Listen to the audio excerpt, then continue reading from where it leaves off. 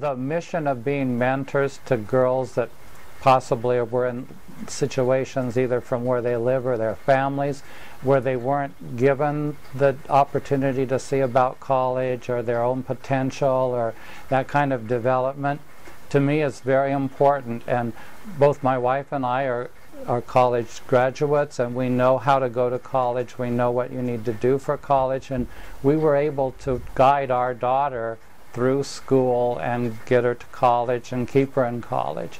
But you know, if I'm thinking if we didn't have that background, how would we? How would she rather have done it?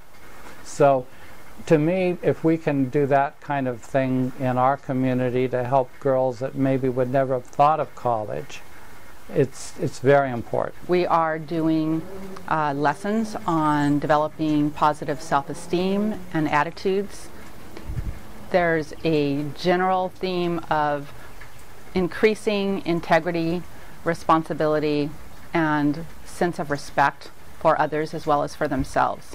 And so the girls are developing attitudes that will lead them to make positive choices in life and to see themselves as their own heroes. And that is the name of the program, Who's Your Hero?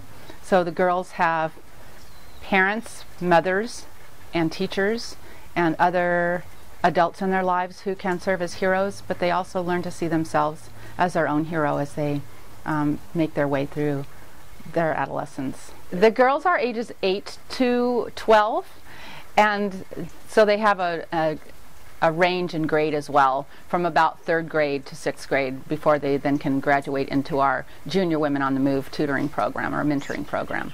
And so they come in every week very excited about the lessons, which revolve around themes each month to include friendship, bullying, making smart choices, nutrition, those kinds of easy to implement lessons that can also have a very wide effect on their personal lives on a daily basis. We started Junior Women on the Move because after several years of operating our Who's Your Hero program for girls 9 to 11, we realized that they were aging out just at one of the most vulnerable points in their development at the age of 12. And so we set up Junior Women on the Move to follow them. We continue to meet with them. The principles and the core values are essentially the same, but the sessions are planned to meet their developmental needs as they go into the adolescent teenage years. And we expect and hope that they will stay with us through those teen years, and ultimately the ideal would be that they would come back to us at the age of 18 as a mentor. With girls that have been with us over a period of years, I see their development, which is partly due to age, but partly due to the influence that we have in our program. We have 3 core values that we constantly are inculcating into our sessions: respect, integrity, and nobility of spirit. But I see in the girls, when I talk to them, the older girls now, and I say to them, how is your life different? Do you think about the things we talk about in the sessions? And they say yes. When this or that happens and I think, oh my goodness, I could, because we do work with conflict resolution strategies. We talk about making good decisions. We talk about what is your highest self? What would your highest self do? And they get it. They get it, and it's wonderful. The difference of working with young girls of ages 9 to 12 in the Who's Your Hero program is amazing in our society. The difference that they make in the lives of these young girls is a difference of empowerment. And that is the ill of our society, that women, especially young girls, are not empowered to take control of their own destinies, and this program allows for such empowerment. I see a great difference between my female students and my male students, and this difference comes from their background and the way society treats them.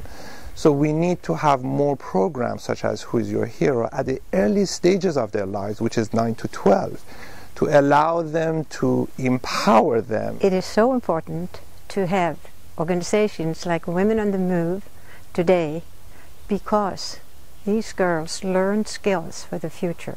They learn self-confidence, they learn to believe in themselves, they learn about being independent. Having come from a country that women are not heard, they are not anything but equal, being part of a movement or an organization that promotes the equality of women and men was very dear to my heart.